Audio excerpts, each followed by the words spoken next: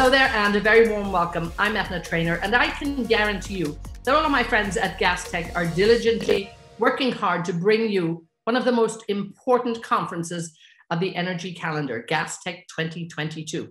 In the meantime, I get to do the pre-conference interview and I'm absolutely delighted today to welcome our very, very special guest.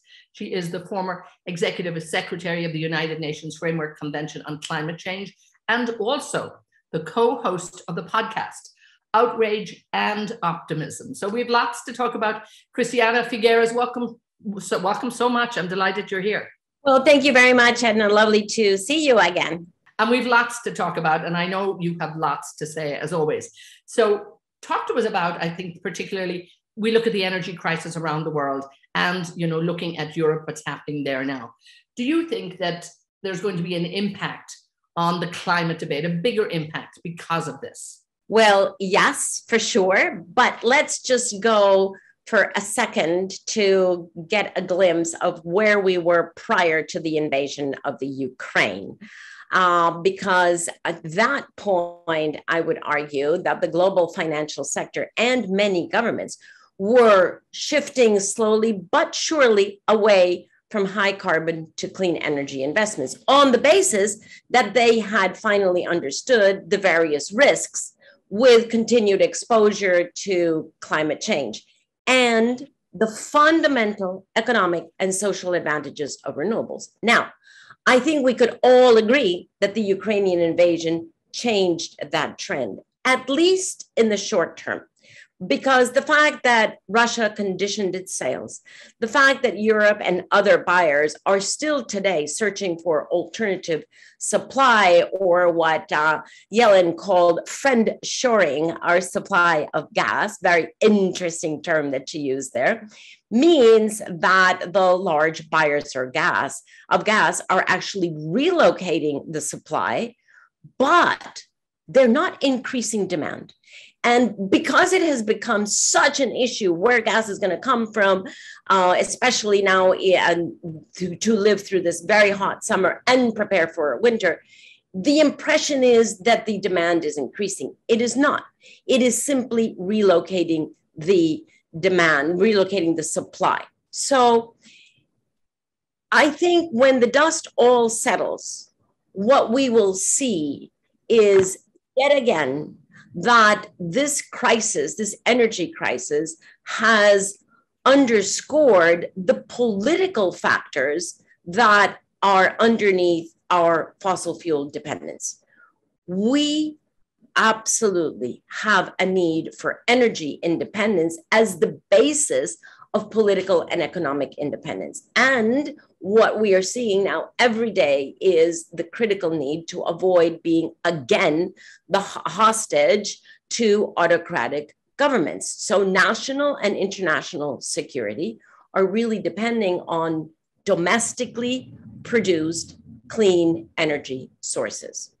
Now, Edna, I actually fear that, as I say, when the dust settles, when the frenzy begins to come down, which may take, 6 to 12 months, it's actually going to be evident that the recent windfall profits in the fossil fuel industry came at the painful expense of turning poverty into misery among the most vulnerable populations due to the high prices of energy, transport, and food, all of which is interlinked.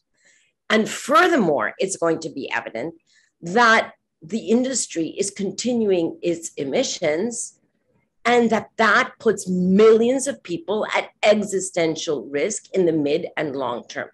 So I fear, Edna, that the social tolerance of the industry, which is already on the decrease or was already on the decrease before Ukraine, will sink even lower. Hence, the need for the industry to truly stand up to the challenges that we are actually facing right now. I mean, I think without a doubt, the energy industry is definitely taking this on board. But when we look at energy security, we desperately need low carbon sources, and we have them. We have gas, we have LNG, we have, the new hydrogen economy that's happening as well. But again, how can these help with other sources? Make sure that actually energy security is at the very heart of what they're doing as well as making sure that these are affordable and clean and available? Well, affordable, clean, and available, and I would say universally accessible, right? That's another really important piece, because it's absolutely outrageous that we still have 600 million people around the world who have absolutely no access to energy. And it is very clear that the fossil fuel industry as a whole, all of those sources, cannot meet that unelectrified need because of the structures of fossil fuel energy. So let's start there, which is the most morally driven place to start. Now, beyond that, the world definitely needs energy, and it needs increasing levels of energy, but that energy cannot be carbon-based. The IEA has been very clear. No new oil and gas exploration, because we have all but exhausted the carbon budget. So what do we need? We need a transition that has a basket of energy sources, a basket that is increasingly low in carbon.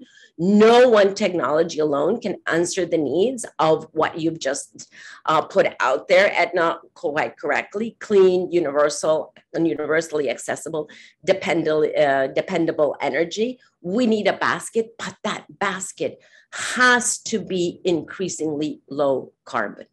And we should not assume that gas, just to take that one, that gas has an unlimited time life, time shelf. It does not. The life of gas is definitely more than 5 years, but it is not more than 30. So the challenge for the oil and gas industry that I really hope this year they're really going to take on is, what is the glide path? What is the glide path of the oil and gas industry to be able to continue to be the energy companies of the world, continue to power the development and the well-being of the world, but through a glide path that takes them to net zero by 2050?